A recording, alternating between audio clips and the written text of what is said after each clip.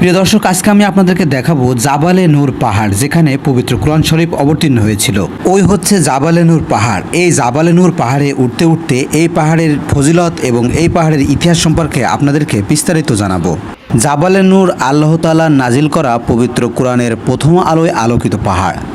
আজ এই পাহাড়ে উঠতে উঠতে আপনাদের সম্পূর্ণ দৃশ্য দেখাবো এবং এর ইতিহাস শোনাবো। এই পাহাড়ের গুহায় প্রিয় নবী হজরত মুহাম্মদ সাল্লাল্লাহু আলাইহি ওয়াসাল্লাম ওহী লাভে ধ্যানমগ্ন থাকতেন।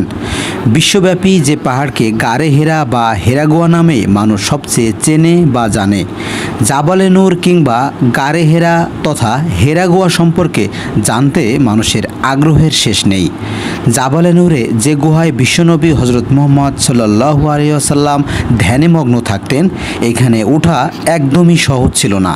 সেই সময় ছিল না উপরে ওঠার কোনো সহজ পথ।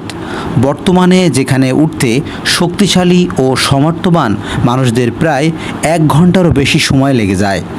প্রায় 1000 ফুট উচ্চতার ভয়ঙ্কর পথ পাড়ি দিয়ে পাহাড়ের চূড়ায় উঠতে বেশ কয়েকবার বিশ্রাম নিতে হয়। সমতল ভূমি থেকে পাহাড়ের ওপরের দিকে প্রায় 200 থেকে 250 ফুট পথ গাড়িতে যাওয়া যায়। সেখান থেকে 890 ফুট উচ্চতায় হেরা গুহা অবস্থিত। হেরা গুহায় যেতে আরও প্রায় 100 ফুট রাস্তা পাড়ি দিতে হয়। জাবালে নূর পবিত্র কাবা শরীফ থেকে 2 মাইল দূরে অবস্থিত একটি পাহাড়। এই পাহাড়ের নাম অনেকে হেরা পাহাড়ও বলে। পাহাড়ের নাম হেরা হইলেও এটি একটি বিশ্বব্যাপী জাবালে নূর বা জাবালে হীরা নামেই বেশি চেনেন।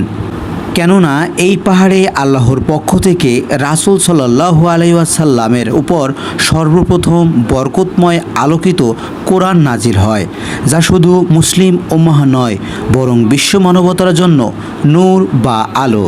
সে কারণেই এ পাহাড় বিশ্বব্যাপী জাবালে নূর নামেই পরিচিত।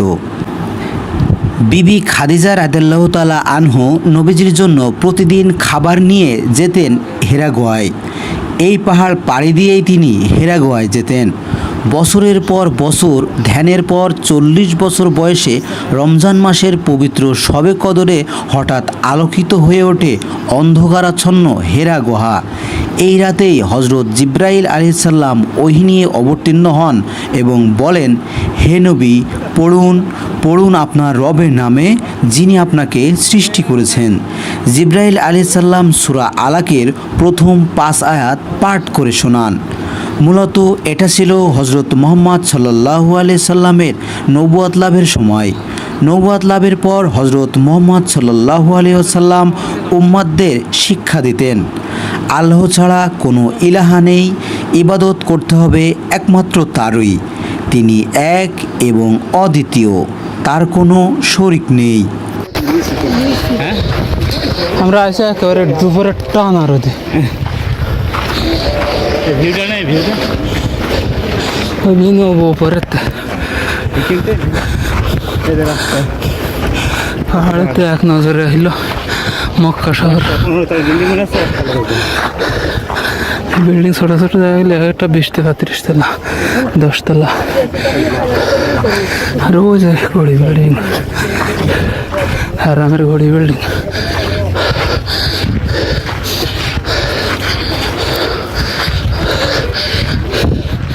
আমরা পাস হচ্ছে না।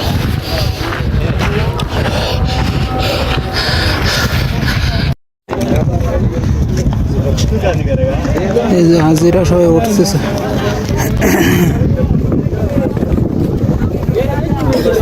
ওই যে নিচে গাড়ি না, ওইখান থেকে ওটা শুরু করেছে। এই যে একা বেকা এইভাবে উঠে কেবলি অর্ধেকের মতো আসছে এই জায়গায়। আর অল্প একটু আছে, কিন্তু এটা একেবারে খাড়া। এই যে যারা নামছে তারা সকালে ওরার দুপুরে, যারা নামছে তারা উপরে উঠে তাই নামছে। আবার নামতেও হবে এই পথ, শুধু উঠলেই শেষ না, উঠে আবার এই পথ নামতে হবে। আমরা এসে একেবারে দুপুরে রোদে।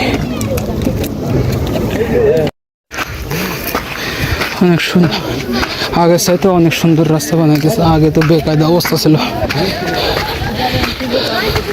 মাঝে মাঝে এখানে পানি বিক্রি করছে, সুদানে পানি, পেপসি, মিরিন্ডা, জুস, তারপর চিপস চকলেট এগুলো বিক্রি করছে। এগুলো এদের বিক্রি করার রাইট নেই তো, তারপরে বিক্রি করছে।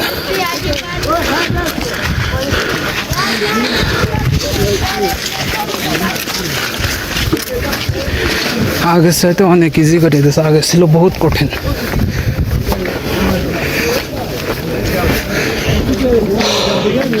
এই রাস্তাটা পুরোটা নতুন বানাইছে,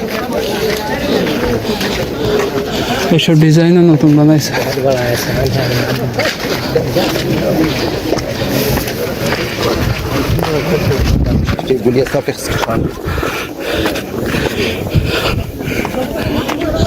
এসব কাজ করা, এগুলো কিন্তু অরিজিনাল পাহাড় না, পাহাড় কেটে পাথর বসায় সিমেন্ট দিয়ে লেবেল করেছে।